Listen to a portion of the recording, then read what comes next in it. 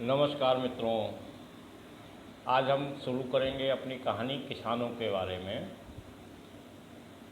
ये विषय किसानों का नहीं है, आप भ्रमित मत होइएगा, लेकिन शुरुआत किसानों से ही होगी। हमारे किसान भाई जब अपने खेत में पानी लगाते हैं, ट्यूबवेल से पानी निकलता है, तब वो एक प्रक्रिया अपनाते हैं। ट्यूबवेल से पानी निकला और यदि वो यह प्रक्रिया ना अपनाए तो क्या स्थिति होगी। वो पानी निकलकर जहाँ पर गड्ढा होगा वहाँ पहले पहुँच जाएगा। लेकिन किसान लोग बहुत चतुर होते हैं, वह जहाँ पर गड्ढा होता है वहाँ पानी को नहीं पहुँचने देना चाहते। उसके लिए वो एक बहुत वैज्ञानिक विधि अपनाते हैं, जिस वैज्ञानिक विधि को वो किसान लोग बराह कहते हैं। अब आप लोगों को अंदाज़ा हुआ होगा कि मैं किस विषय पर बात कर रहा हूँ। मैं बात कर रहा हूँ बराह पुराण में भगवान बराह के चित्रांकन जो किया गया है, बराह का जो स्वरूप वर्णन किया गया है, बराह का जो स्वरूप चित्रित किया गया है, उस सूअर के बारे में।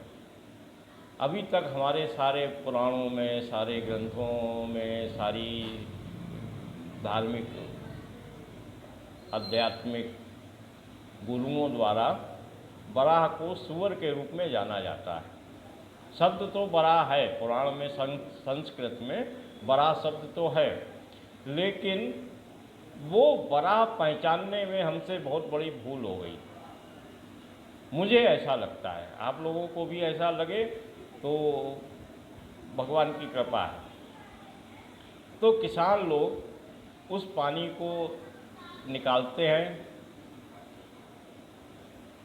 ट्यूबवेल के माध्यम से, और फिर उसको पूरे खेत में घुमाने के लिए एक प्रक्रिया अपनाते हैं जिसको कहते हैं बराह। और उस बराह को बनाने के लिए भी आप इसको वैज्ञानिक दृष्टि से देखेंगे तब समझ में आएगा। बराह बनाने में कुछ भी अलग से नहीं लेना पड़ता, कुछ भी खरीद कर नहीं लाना पड़ता। बराह में दोनों किनारियों पर मिट्टी की एक सीमा बना दी जाती है कि पानी यहाँ रहेगा, और वो पानी वहाँ एकत्रित होता है। और फिर उसको पूरे खेत में घुमाकर जहाँ जहाँ उस खेत में पानी की आवश्यकता है या पूरे खेत में पानी की आवश्यकता है तो वहाँ तक वो पहुँच जाता है। इस प्रक्रिया को बराह कहते हैं। अब बराह पुराण में बराह अवतार के बारे में आप लोग जानिए। हमारी पृथ्वी उत्पन्न हुई और वो रसातल में जा रही है। अब यहाँ पर उदाहरण स्वरूप आप किसान का खेत मान सकते हैं कि जो गड्ढा है वो रसातल है, तो पानी रसातल में चला जाएगा यदि बराह ना बने तो। किसान लोगों ने बराह बनाया तो जो जल गुरुत्वाकर्षण की शक्ति के द्वारा उस रसातल में जा रहा था, उस रसातल में जाने से बचाने के लिए किसान भाई ने बराह बना दिया। अब वो वहाँ रसातल में नहीं जा रहा है, अब वो किसान की मर्जी से जहाँ भी ले जाना चाहे उस बराह के माध्यम से वो पानी वहाँ ले जा सकता है। अब वो पानी रसातल में नहीं जाएगा। यही क्रिया भगवान विष्णु ने बराह रूप धारण करके पृथ्वी को बचाने के लिए की। लेकिन समस्या क्या हो गई कि उस समय, अब ये क्रिया जो है, ये तो हमने आपको जल के बारे में बताई, ये हमें दिखाई पड़ रही है, क्योंकि ये क्रिया छोटी है।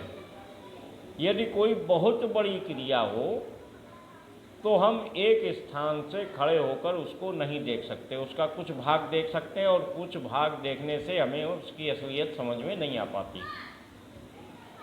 तो लोगों ने हमारे पुराणों में जो संस्कृत में लिखा हुआ था, जो सूत्र लिखे हुए थे, उसको चित्रांकित कर दिया सूअर के रूप में, और वो सर्व स्वीकार भी हम सनातन धर्मियों द्वारा कर लिया गया, क्योंकि हम सनातन धर्मी तो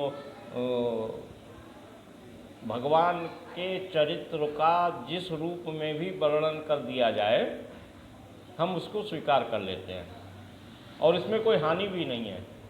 जब तक हमें यथार्थ पता ना हो तब तक जो हमें पता है उसको सुरक्षित रखना ही धर्म है, तो हमने उसको स्वीकार कर लिया। लेकिन अब हमें पता है कि यह क्रिया क्या हुई थी। हमारी पृथ्वी उत्पन्न हुई, जहाँ उत्पन्न हुई वहाँ उस जगह को आप लोग क्षीर सागर मान सकते हैं, और उस क्षीर सागर को यानी कि मिल्की वे गैलेक्सी के केंद्र में ये सब क्रियाएं होती हैं। सूर्य का अच्छा, पृथ्वी का केवल पृथ्वी आप मत मानिएगा। पृथ्वी का मतलब सूर्य, ग्रह और उपग्रह, इन तीन सम्मिलित चीज़ों को आप वराह अवतार में पृथ्वी के रूप में मानिए, तभी आपकी समझ में आएगा। पृथ्वी को अगर आप सूर्य से अलग कर दोगे तो समझ में नहीं आएगा। तो हुआ क्या कि जब ब्रह्मांड के केंद्र में, ब्रह्मांड का केंद्र जो है उसको core of milky way Galaxy आप मान सकते हैं, और मैं उसको क्षीर सागर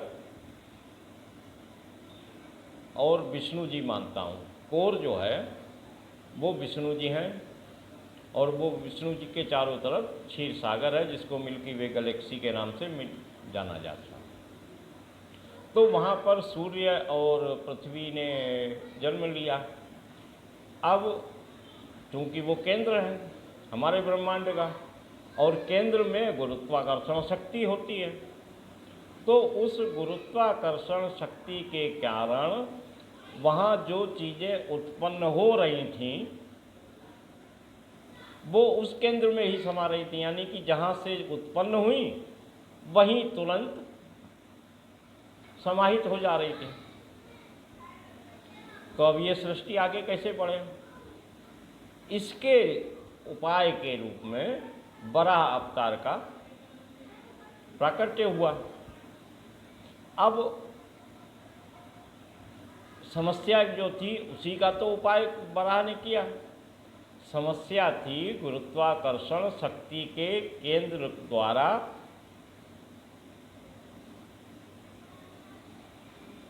वस्तुओं को, चीज़ों को, ग्रहों को, सूर्य को अपनी ओर खींच लेना। तो इसके लिए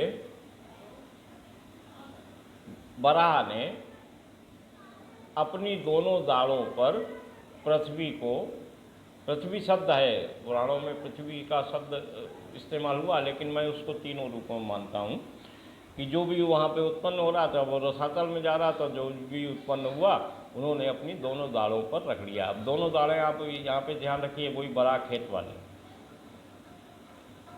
एक तो बारह भी शब्द इस्तेमाल हुआ है, यानी कि जो केंद्र था उसकी गुरुत्वाकर्षण शक्ति 12 ध्रुवों पर वितरित हो गई, डिस्ट्रीब्यूशन हो गई। वो केंद्र जो है वो अपने चारों तरफ उसने अपना दायरा बढ़ा दिया, वो 12 भागों में विभक्त हो गया। तो जब वो केंद्र जो है वो 12 भागों में विभक्त हो गया, तो जो भी चीज़ें गुरुत्वाकर्षण शक्ति के केंद्र की ओर जा रही थीं वो उन 12 आदित्यों के चक्कर काटने लगीं। तो एक दाढ़ तो ये हो गई कि वो चीज़ें जो हैं वो परिक्रमा करने लगीं। गुरुत्वाकर्षण शक्ति के केंद्र जो था उसका विकेंद्रीकरण हो गया, वह 12 भागों में, समान 12 भागों में बट गया और वस्तुएं उस एक केंद्र पर स्थायित्व तो न प्राप्त करके उसका परिक्रमा रूपी चक्कर काटने लगी। अब दूसरी दाढ़ का क्या हुआ? अब जब वो चक्कर काटने लगेंगी, जब वो चक्कर काटेंगी तो गुरुत्वाकर्षण शक्ति का जो मूल सिद्धांत होता है कि यदि किसी गुरुत्वाकर्षण शक्ति के आप परिक्रमा करने लगेंगे तो आप उससे दूर जाने लगेंगे। आप इसको समझ रहे हैं? जैसे आप एक लकड़ी में एक गेंद को बांधिए और उसको घुमाइए मत, तो वो गेंद क्या होगी, वो लकड़ी के धागे से बंधी हुई ज़मीन की तरफ लटक जाएगी। लेकिन यदि आप उसको ऐसे ऐसे घुमाने लगे तो वो गेंद जो है वो ज़मीन की तरफ नहीं गिरेगी, बल्कि वो उस लकड़ी के चारों ओर घूमने लगेगी। तो जब वो घूमती है तब उस पर गुरुत्वाकर्षण का बल जो है, आकर्षण बल, वो कम हो जाता है। लेकिन जैसे जितनी ज़्यादा तेज वो चीज़ घूमेगी वो चीज़ उतनी ही ज़्यादा दूर होती जाएगी उस गुरुत्वाकर्षण शक्ति के केंद्र से। तो दूसरी दाढ़ जो है वो एक सीमा बना दी गई कि आप इससे ज़्यादा दूर नहीं जा सकते। आपके घूमने की गति, परिक्रमा करने की गति आपके स्वयं के आकार के अनुपात में निश्चित कर दी गई कि आप इससे ज़्यादा घूम ही नहीं पाओगे, क्योंकि यहाँ पे कोई हर बार आपको घुमाएगा तो है ही नहीं। तो सबका एक भार के अनुसार उसकी सीमा निश्चित हो गई। ये दूसरी दाढ़ हो गई। अब ये दर्शनीय आज भी नहीं है, इसको कोई देख आज भी नहीं सकता, लेकिन व्यवस्था इसी तरह की बनी हुई है। अब इसी व्यवस्था को बराह रूप हम लोग जानते हैं, बराह रूप कहते हैं। तो पहली दाढ़ अपने गुरुत्वाकर्षण केंद्र को 12 बराबर भागों में चारों तरफ बांट देना, और दूसरी दाढ़ का मतलब परिक्रमा करते हुए उस गति का नियंत्रण कि हम उस गुरुत्वाकर्षण शक्ति के बिल्कुल बाहर ना चले जाएं। हमारा परिक्रमा हमारे भार, हमारे आकार और हमारे प्रकार के अनुसार समुचित रहे। ये दूसरी दाढ़ है। एक तरफ तो ये गुरुत्वाकर्षण से रोकने के लिए, और एक दूसरी दाढ़ जो है वो है कि हम उस गुरुत्वाकर्षण से बाहर भी ना हो जाएं, हम स्वतंत्र ना हो जाएं, हम उतनी ही दूरी पर्याप्त रखें जितना हमें अधिकार है।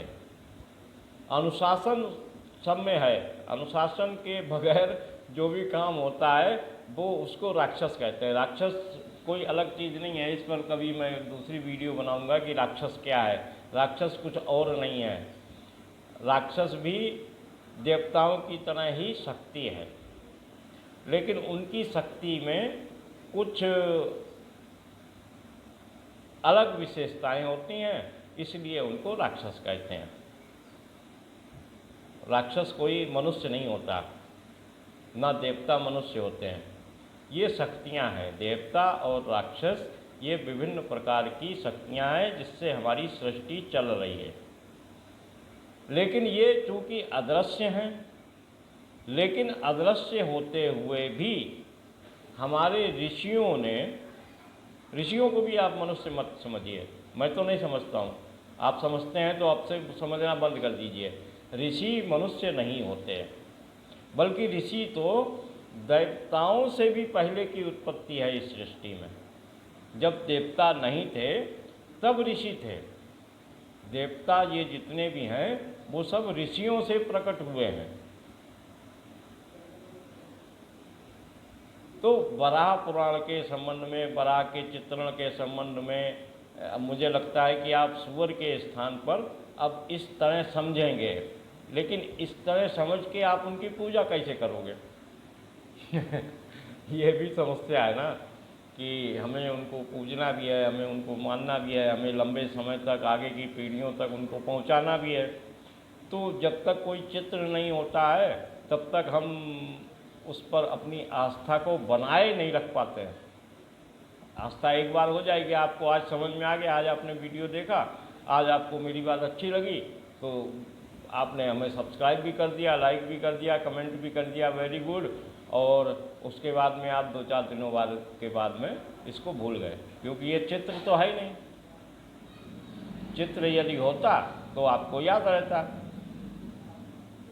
तो चित्र के रूप में वराह को सूअर इसीलिए शायद माना गया। तुलसीदास जी ने कहा भी है उत्तरकांड में कि काकभूषुंडी जी जब अनेक ब्रह्मलोकों में गए, अनेक ब्रह्मांडों में गए, तो उन्होंने वहाँ जो कुछ देखा वो सुना, वो यहाँ के लोगों ने कभी देखा नहीं, कभी सुना नहीं, और उन चीज़ों की कल्पना भी वो नहीं कर सकते। तो उन चीज़ों को जिसकी कल्पना भी नहीं की जा सकती थी, उन चीज़ों को जब लिखा गया तो सबसे बड़ी समस्या यही थी कि उसको किस रूप में लिखा जाए ताकि कुछ समझ में भी आ जाए और कुछ जो समझ में नहीं आ रहा है वो भविष्य के लिए सुरक्षित भी रहे। इसलिए शायद मेरा मानना है सूअर के रूप में इसको चित्रित कर दिया गया, क्योंकि वो जीव है और जीव को भगवान ने उसमें शक्ति दे दी, तो वो जीव जो है वो भगवान हो गए। नरसिंह भगवान की भी ऐसी बात है, तो कभी उसके बारे में भी चर्चा करेंगे। वामन भगवान की भी यही कहानी है। तो राक्षसों और देवताओं को ऐसा चलता रहता है। ये सृष्टि का चक्र है। सृष्टि चक्र इसी भांति चलता है और इसी भांति चलेगा। लेकिन जो हमारे ग्रंथों में विज्ञान है उसको भी समय समय पर समझते रहना चाहिए, ताकि हम सनातन धर्मी केवल मूर्ति पूजा के आरोप से अपने आप को हीन ना समझने लगे। हमारे ग्रंथों में जो है वो अगले 10,000 वर्षों तक विज्ञान सतत प्रयत्न करने के बाद भी सब कुछ नहीं ढूंढ सकती, उतना है। लेकिन हमें पता नहीं है, और हम भी उसी वैज्ञानिक जगत के प्राणी हैं वर्तमान, हम भी उसी व्यवस्था में हैं, तो हमें भी नहीं पता। लेकिन जो कुछ पता लगेगा वो सब कुछ पहले से हमारे ग्रंथों में है, हमारी दृष्टि नहीं पहुंच पा रही है, बस इतनी सी बात है। तो मुझे लगता है आप लोगों को ये वीडियो अच्छी लगेगी, और इसी आशा के साथ कि आपको वराह अवतार की कथा के विज्ञान के संबंध में कुछ नया पता लगा होगा। आप लोगों से अनुरोध करना चाहूँगा कि आप हमारे चैनल को सब्सक्राइब कर लीजिए, लाइक कर दीजिए, कमेंट भी लिख दीजिए जय वराह भगवान की, और राधे राधे, हरे कृष्णा, जय श्री राम, सीताराम, हर हर महादेव, इस तरीके के कमेंट आप लोग कर दीजिए तो हमें प्रोत्साहन मिलेगा। हम ऐसी वीडियो